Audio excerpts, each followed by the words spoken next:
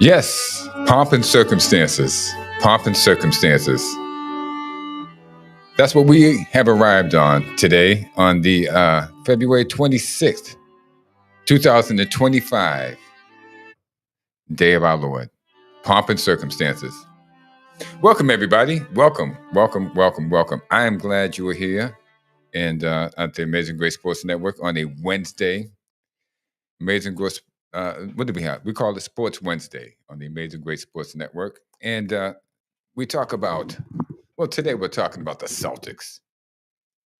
No birthdays today. We're just going to get right to Jayson Tatum and the Boston Celtics. But first,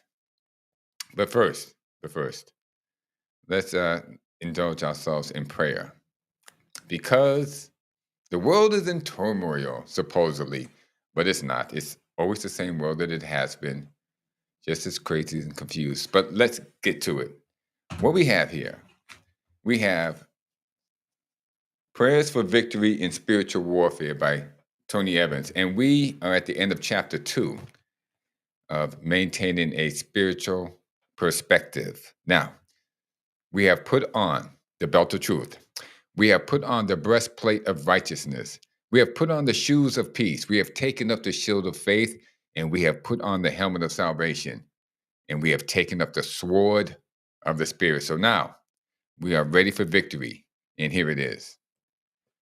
Pray and ask God to reveal your misguided thoughts, your beliefs, or words about heavenly places, the location of your enemy, your spiritual battles, and your role in fighting unwanted circumstances and temptations in your life. For each untruth, find a countering truth, such as my husband, wife, co-worker, or family member is my enemy. That's the untruth. The truth is, my struggle is not against flesh and blood, but against the rulers, the powers, the world forces of darkness, and the spiritual forces of darkness in heavenly places. Heavenly places such as where? Well, parts of government, sometimes church leaders, and in your husband, wife, co-worker, or family member. That's right. Spirits get into them.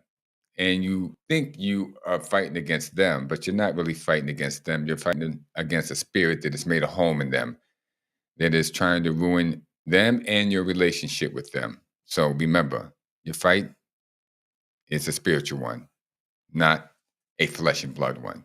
So with that, I'm sure you guys are glad to hear that one, right? You mean I've been fighting with my wife, my girlfriend, my sister, my brother for all this time, and it's really not them? No, it's probably not them. No, something that's got into them, and you're going to have to pray to get it out. Now that we've got past that, let's talk about Jayson Tatum. Jayson Tatum. Jayson is in the conversation for most valuable player. And I want to quantify his reasons and qualify him, well, as the most valuable player of the of the NBA. So let's get to it. The Boston Celtics are entering the home stretch of the season in second place in the East, and well, with the third best record in the NBA. And the top 5 candidates in the NBA's most valuable player award, according to NBA.com, are in alphabetical order: Shai Gilgeous-Alexander, Giannis Antetokounmpo, Nikola Jokic, and Jayson Tatum, and Victor Wembanyama. Now, the race is really between the first 4. NBA.com, in their effort to keep Greg woker than woke Popovich relevant, throws Wemby into the conversation, but no. And this is after, they have to do this because this is after they rigged the draft process to get him to San Antonio. Yes, they did. They did the same thing to Popovich 20 years ago with Tim Duncan. That's right. So it may turn out well for them, but getting Wemby to San Antonio is a heat check of sorts. Maybe, just maybe, lightning can strike twice and Popovich can make San Antonio relevant again. I don't think so. But hey, that's why they play the game. So truthfully, Wemby should not be in the MVP dialogue. Anthony Edwards should be, but that's another conversation. So that leaves Alexander, Antetokounmpo, Jokic, and Tatum. Now, Zeus, and that's the guy I like to call Antetokounmpo Zeus, because listen, the guy is built like a Greek god. So Zeus was a Greek god, just like Hermes and Mars and Apollo. So Zeus, I call him Zeus. Uh, he's an NBA creation. What do I mean by that? He's an NBA creation. Well, much in the same mode as LeBron James, if he is not allowed to run over people, he can't score. Like LeBron, he's not only allowed to run over people, but he's allowed to run over them and get a foul called for him because the poor defender couldn't get out of the way fast enough. Well, I know that frazzles a lot of Buck fans, but the truth in life can hurt. The NBA's decision to allow this has made Milwaukee relevant again, and that's a good thing. It has rejuvenated the fan base and the franchise, much in the same manner it made Cleveland relevant back in the LeBrick days. Now, before you guys lose your stew, um, I guess I have to say, I'm not saying that to be mean, okay? But face facts. Neither LeBrick nor Zeus, neither LeBron then or Zeus now could make a shot if it wasn't a layup. That's right. They couldn't shoot. They can't shoot. And the NBA had to do something to help them out, something to make them stars. But I digress. Back to Giannis. Zeus is a once in a lifetime basketball athlete. That is true. That is true. The guy is amazing. Okay. He height, strength, um, quickness. Uh, he's a big guy who can move fast. But, ladies and gentlemen, let's be real. He's lazy and he's not committed. That's right, Milwaukee. He's not committed. He doesn't care. After 9 years in the league, he still can't make a 3-point shot. And his free throw percentage is barely 60%. That alone should disqualify him from the MVP conversation. Why? Because not making your free throws shows you really don't care. These guys have a whole summer. And even if they didn't want to wait till the summer, they have most of the day, to practice. He could practice his free throws 250, 500 free throws a day, okay, until he gets this right, if he wanted to. But that's just it, Buck fans, ladies and gentlemen. He does not want to. And this is what happens when the NBA coddles players trying to make them stars. Another case that proves this point is Ben Simmons. So, Giannis should not be in the conversation either, truthfully. But they're propping him up. And, well, that's how it goes. Well, that leaves us with SGA, Jokic, and Tatum. Now, these three players here are the cream of the crop. And it's really hard to choose one over the other. I think SGA is the best scorer of the three. He leads the league in scoring. The guy has unlimited range, so you can't play off him. He's as quick as a cat, so you can't play up on him. He's just going to go around you with speed, like the Flash, Quicksilver. Okay. His body control is fantastic. He's a contortionist in the air, and he shoots his free throws at 89%. That's like 90%, 89. He's just 1 point off from 90, 1 percentage point off from 90%. That's Larry Bird numbers.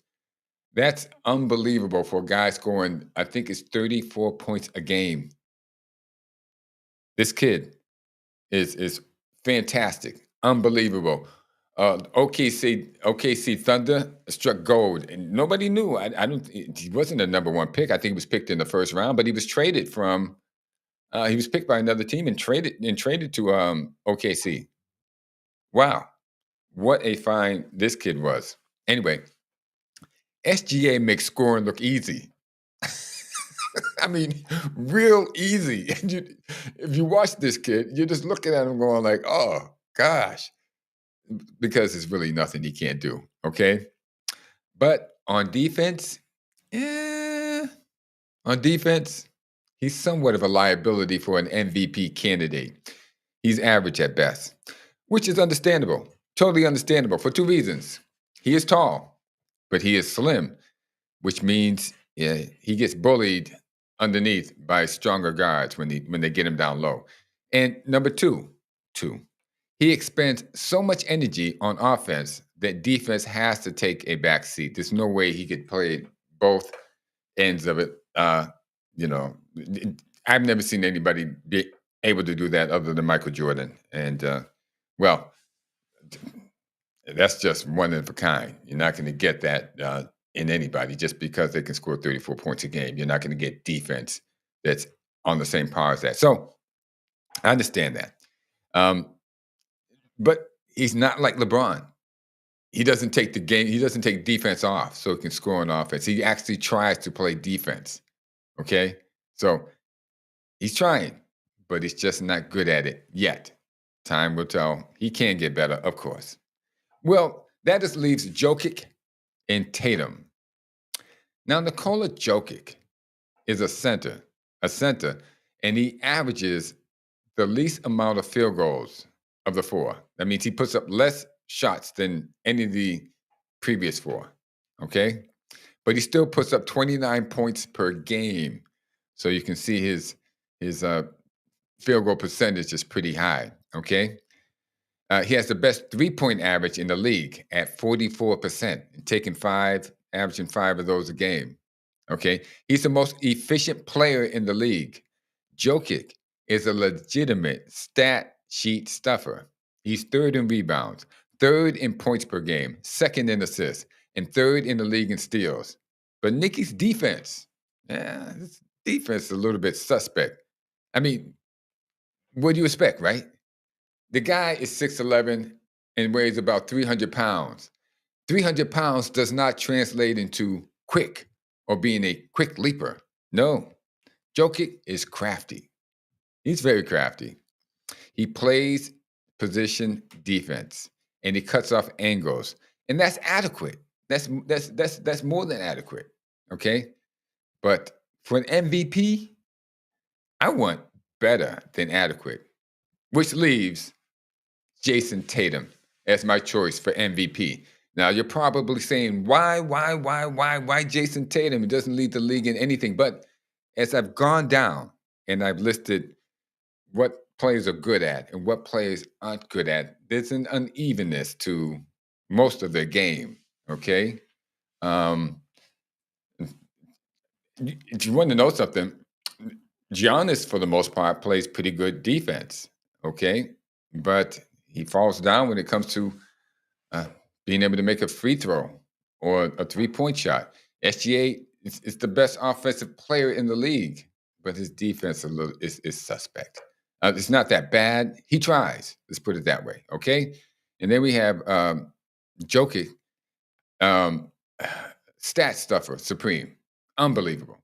Uh, the best in the league at most places.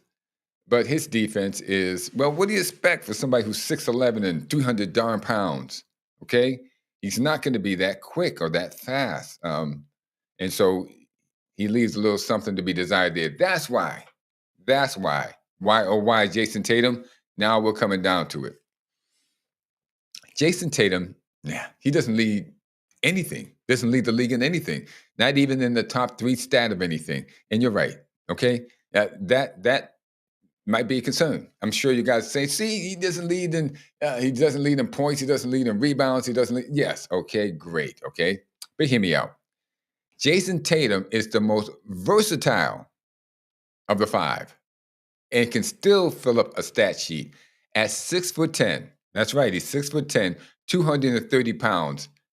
Jayson Tatum can bring the ball up like a guard, and he can overpower anyone in front of him. That includes centers because they're moving backwards if he's bringing the ball up, okay, on a fast break. They're moving backwards, and there's no way they can set themselves to stop anything that Jayson Tatum's going to do. No, he's too fast, he's too quick, and he's too powerful. He leads the Celtics in points, assists, rebounds, and he averages more minutes per game than any of the other four and anybody on the Celtics, which means Jayson Tatum is a horse. He's playing, okay? Rain, snow, sleet, doesn't matter. He's playing. He wants to play. He's played 55 games, I think, out of 56. You can't sit the kid down. He's that type of guy, and that's the type of guy you want. He can play all 5 positions, and he has.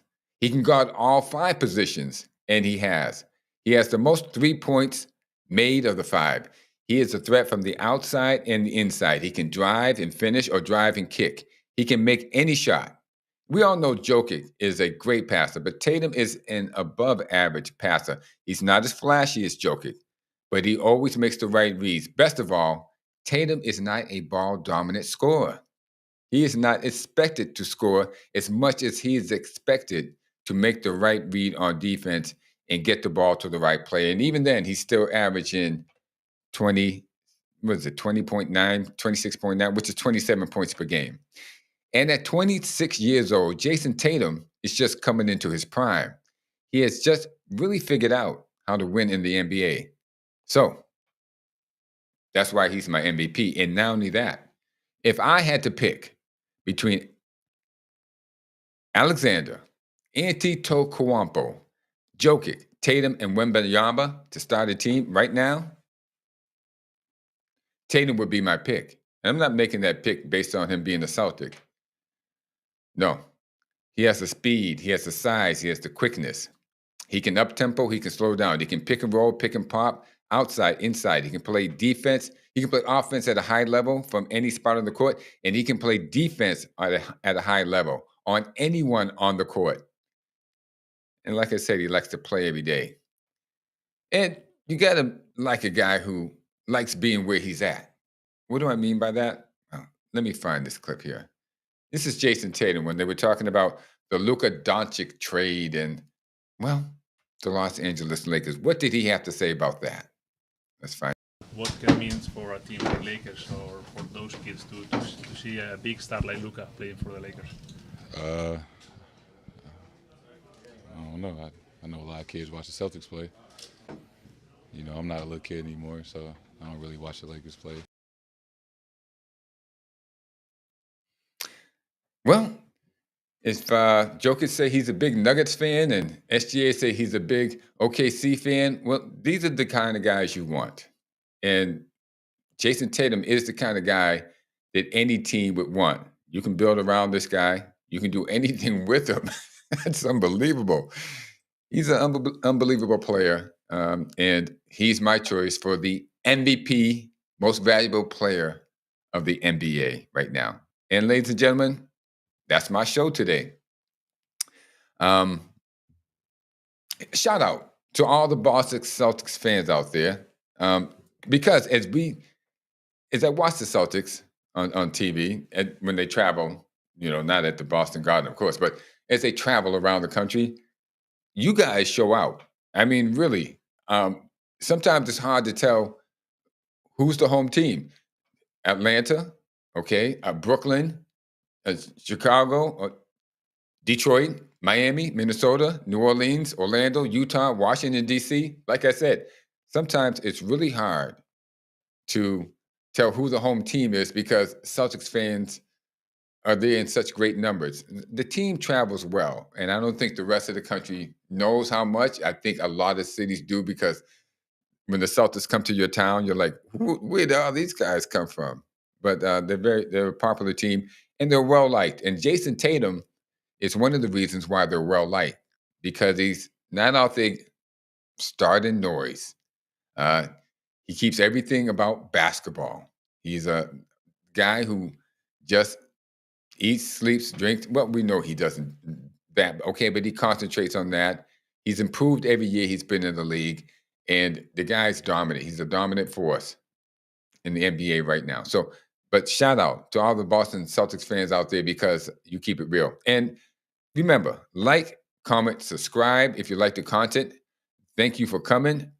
Thank you, President Donald J. Trump, for rooting out all the corruption in the swamp. As we see, it's going crazy with Doge and Elon Musk finding all of this money that's just been shipped overseas for various things.